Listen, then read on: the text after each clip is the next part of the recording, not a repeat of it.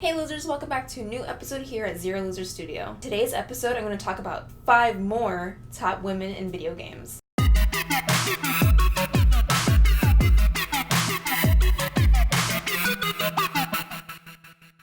I know I did a previous episode on it, but I feel like there's more women to talk about, and why not? Women are awesome. So I wanted to shine more light on more female characters. Let's get to it. Number 5, Ellie, Last of Us 1 and 2. So it should be no surprise that Ellie made it on this list. I mean, everybody loves Ellie. She's great. Ellie hit the video game world back in 2013 with the hit game, The Last of Us. When the game came out, she stole all of our hearts. I mean, all of our hearts. She's so strong and brave, especially during a time when the world is falling apart. We see her use her wit and strength to navigate these disastrous levels with Joel. We also see her moral compass become more in the gray area in The Last of Us 2. She gets the same treatment like Joel in the first game, where we want to root for these characters, we love these characters, but some of their actions we start to question them, but we still love them though. That's what makes Ellie such an important female protagonist, because she just shows that she's multifaceted, and as much as she's amazing and great, she does have these gray areas where we have to question them. But even though she does walk on this gray area, it does not negate her ability to kill, stealth kill, hunt, anything. If you hurt her loved ones, she's coming after you. And that's how I relate to Ellie, because honestly, you hurt the people I love, I'm gonna come get you too. Number 4.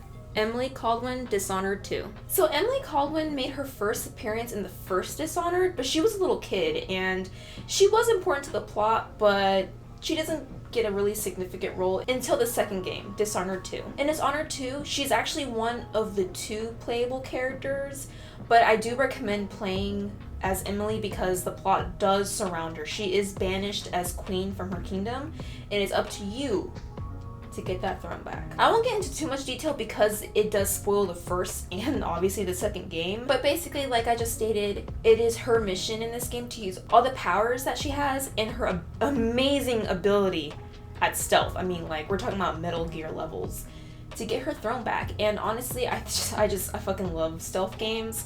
So if you're into Metal Gear and stuff like that, like, I really recommend playing the Dishonored games. Both games rely heavily on stealth and magic, and Emily is just a really, really great character to play as. Like, her stealth abilities are very flowy, and then her magic is also very flowy, and the plot's really great, she's really great, she's a very complex character, she's very headstrong, and even though she is a banished queen, she is not a damsel in distress. She is gonna get that throne back by herself. We love to see it. She's quick, she's smart, she's witty, which truly makes her a badass queen. Number 3. Jade, Beyond Good and Evil. Oh yeah, this game is so good. It's one of my favorite games of all time, and Jade is actually one of my favorite female characters. I'm actually really upset I didn't put her on the other episode. I just completely forgot because I haven't played this game in a long time, but whew, this game is great. So Jade is a photojournalist that lives with her half-human, half-pig uncle named Paige. And together they raise and take care of orphans. And simultaneously, they also work together to expose their corrupt government. That's cool. You run an orphanage and you expose the government. I mean, how much more badass can you get? So throughout the game, you use Jade's photography skills to take pictures of, different scenarios that are going on to expose the government, which is a dictatorship called the Alpha Section. Of course, there's other things that are going on, like alien invasions and some other stuff, but I really can't go into detail because the way that stuff happens is kind of like a plot spoiler, so I'm gonna try to keep it vague with this game. This game is chaotic, but it's actually like really, really good, and I highly recommend it. And Jade, she is so skillful. The photography sections in this game were really, really fun because you're just like, ooh, yes, expose, expose, expose. She just kicks ass, and she's just like, she's hot too. I love me some Jade. So I know this game is available on the Xbox Arcade and the PlayStation 3 store. I'm not sure if it's on PS4, the PlayStation 4 store, which sucks because I would really want to play this game on my PS4. If you guys have the chance, I totally recommend playing this game. I even have it on PS2, even though I played it already on the PS3, just because that's how much I love this game. Like, hey, she even has her little camera on the cover, okay? It's very sci-fi, very suspenseful, so I definitely recommend picking this game up and playing it. And Jade is actually known to be like a very top female protagonist in a lot of lists. If you look them up, she's like up there, and if you play this game, you'll see why. So play it, play the game. Number 2, Alice Little. Alice Madness Returns. So Alice actually starred in a previous game called American McGee's Alice, but I'm gonna focus on Alice Madness Returns, which is a sequel to the game, just because Alice fans, don't come at me. I just think she's the better Alice in the sequel. I really enjoy her character more. So as we can all tell, this is supposed to be a psychological horror take on the whimsical Alice in Wonderland tale. We get to explore Alice's psyche as she works through her trauma from the previous game. She does so by uncovering mysteries throughout Wonderland while slashing and dicing all the enemies with her trusty, the one and only Vorpal Blade. The blade is pretty cool, like it's...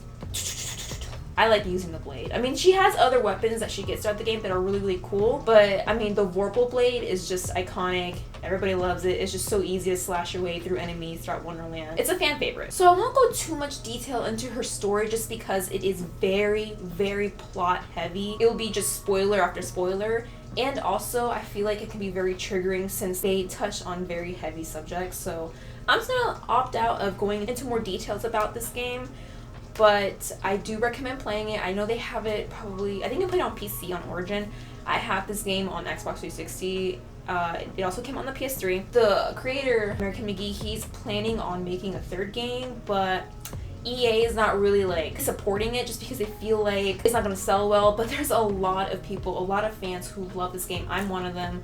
And he is like doing like some sort of Kickstarter through Patreon and stuff like that, trying to get funding and trying to push for the game. So if you're interested, you should look into it. I can put a link down below. I really want a third game because the second game did end on a cliffhanger, but it's so good. Alice is just really amazing in this game. Like, we really do get to see so many different sides of her, especially since she goes back and forth from Wonderland to London. When we see London Alice, we see a very timid and shy and scared girl, but once she like goes straight to Wonderland, she's a badass. We just see a very complex, very mean, very hard, stone cold hard character. I just love it, and I really want to explore more of her in the third game, so I really hope the third game comes out sometime soon. Number 1, Clementine, the Walking Dead series. Oh my god, this game makes me cry. I only played it once. I only played the first season by myself, and then I watched gameplays of other seasons just because I emotionally cannot handle this game, okay? I'm always crying.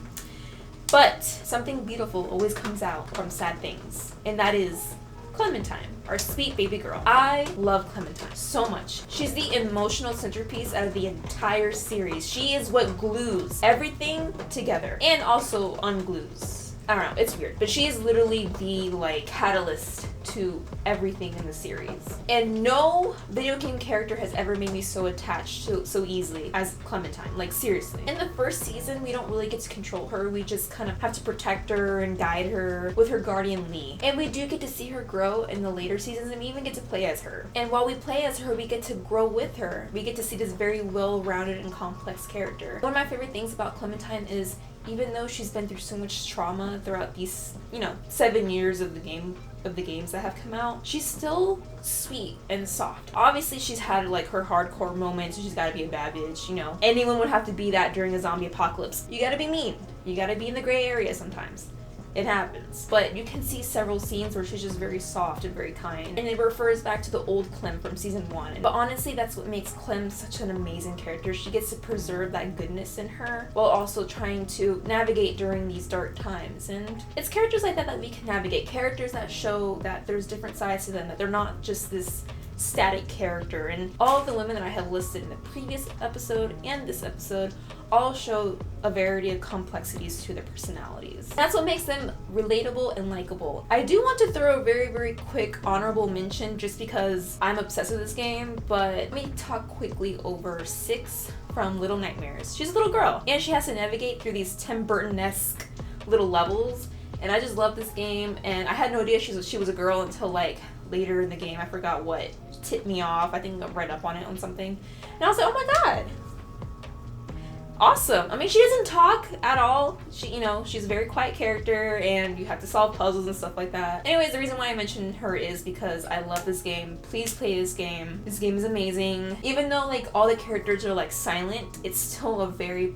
emotionally moving game. I don't know how to explain it. It's still a very powerful game, so please play the game. Anyways, guys, so this is gonna complete my list for now. If you guys want me to mention some more female protagonists, let me know. I don't mind doing another video about women in video games. I love it. I love doing it, so I don't have no problem with it. But let me know in the comments down below if there's other female characters that you really love and why. And don't forget to like, comment, subscribe, and don't forget to hit that bell button either so you get notified every time we upload. Until next time, guys. Bye.